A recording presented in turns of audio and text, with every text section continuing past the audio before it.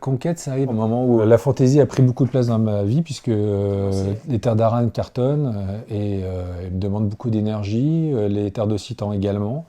Et j'ai Android qui commence à sortir, et là je me dis, attends, on va continuer un peu de la SF.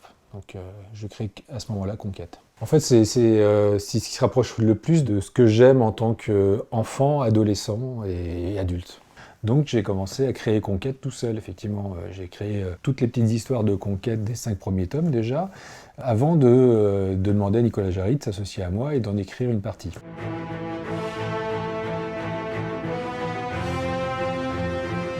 Ça a été une des séries les plus compliquées à mettre en œuvre, Conquête.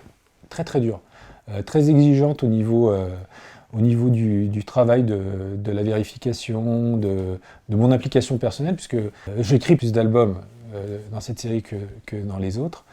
Oui, mais en plus, j'interviens graphiquement. Donc j'ai la plupart du temps dessiné les storyboards, et puis toutes les couvertures, j'ai dessiné dessus, plus ou moins, parfois complètement, parfois à moitié.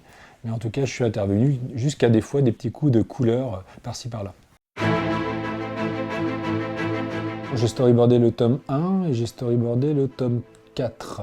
Pour le reste, je suis intervenu d'une manière classique. J'ai échafaudé pas mal de costumes, de vaisseaux, ou alors rebondi sur des vaisseaux qu'on me proposait. Le but du jeu, c'était, ok, c'est des one-shots, mais on reste quand même avec des armadas humaines. Donc je me suis imaginé que si on va dans l'espace, certains auront les mêmes cuirassiers, les mêmes vaisseaux, les mêmes chasseurs, mais avec des looks un peu changés, avec une couleur différente, etc.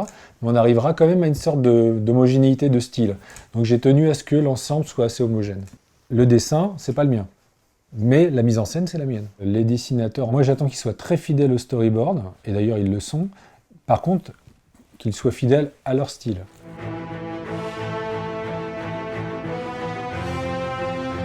Chaque histoire a une voix off. La voix off, c'est celle du personnage principal. C'est lui qui raconte ce qui lui est arrivé. Alors à ce moment-là, je me mets dans la peau du personnage tel que je l'ai imaginé.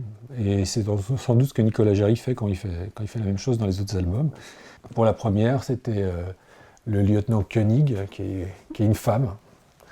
Et donc, c'est pas facile d'être une femme dans un univers d'hommes, on le sait bien. Donc, c'est amusant de travailler là-dessus et d'imaginer une femme allemande dans un univers plein de testostérone et devant imposer ses propres idées qui sont justes.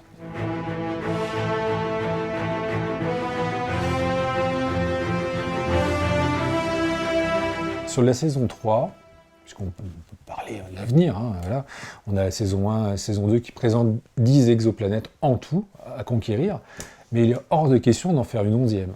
Donc, la saison 3 sera tout simplement un flashback énorme de ce qui s'est passé avant qu'on quitte la Terre. Pourquoi l'humanité tout entière a quitté la Terre, quelles sont les raisons, et on va les raconter. Et donc, ça va nous donner l'occasion de revoir tous les personnages de chaque tome. On ne fera pas 10 tomes, je précise, mais ils seront mélangés dans les albums.